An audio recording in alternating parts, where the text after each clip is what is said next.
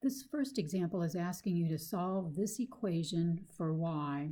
So our goal is ultimately to get it into y equals mx plus b form.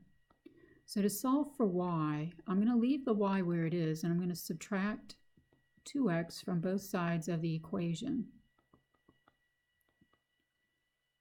Bring down the minus with the y, and I'm going to put the negative 2x in front and the positive 6 behind. You could also say 6 minus 2x, and that would be correct as well. I need positive y, though, so I'm going to divide every term by negative 1. That's actually a negative 1 in front of that y. What that's going to do is change all of my signs. So a positive y now equals negative divided by negative, positive 2x, and a positive 6 divided by negative 1, negative 6. So I now have solved the equation for y. So using that equation, identify the slope of the line.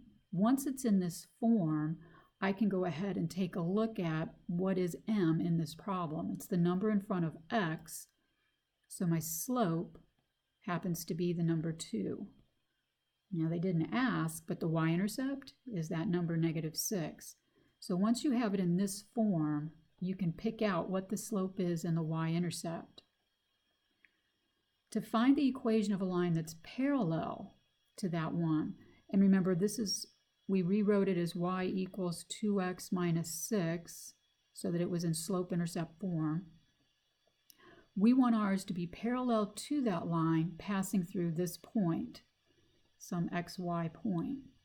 So if it's parallel, that means that they have the same slopes.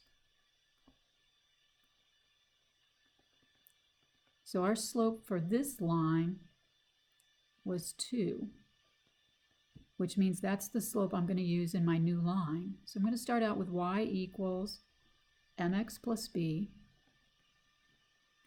The slope that I'm going to use is the number 2 because it was the same as the slope of the other line.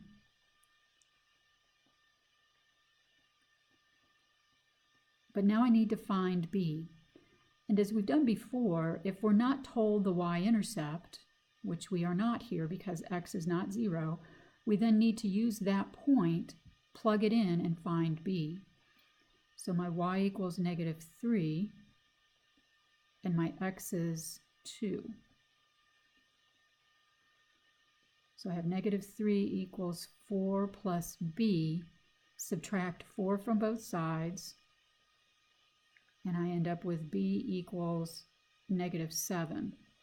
And again, before you think you're done, that's just the y-intercept. You need to write the equation of the line. So you need to plug your b value back in here along with your slope. So we have y equals 2x minus 7, and that's your equation of your line parallel to that given line. For part D, it looks similar. I mean, we're still using that equation that we started with at the very beginning. So I'm going to go back to this was y equals 2x minus 6 when I put it in slope-intercept form, just to remind myself that this slope of this line is 2.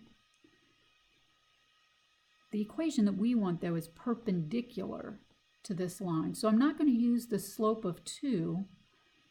Remember, for perpendicular lines, they have to have a slope that's an opposite sign and a reciprocal. So the opposite of positive 2 is negative 2, or I'm sorry, the opposite of 2 is a negative, a positive sign is a negative, and then the reciprocal of 2. Flip it around,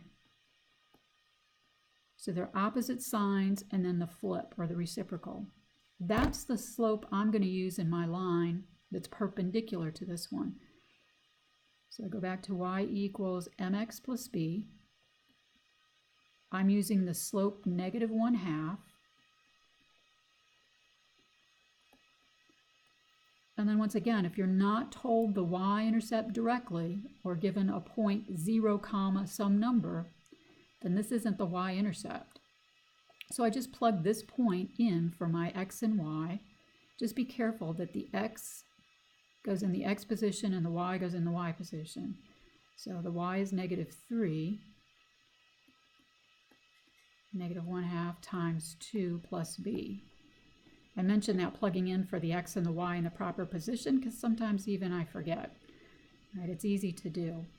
So I have -3 equals -2 divided by 2. Solve for b. So now we're going to add 1 to both sides, do the opposite sign. And I come up with b equals -2. So again, before you do the math happy dance, you got to plug your b back in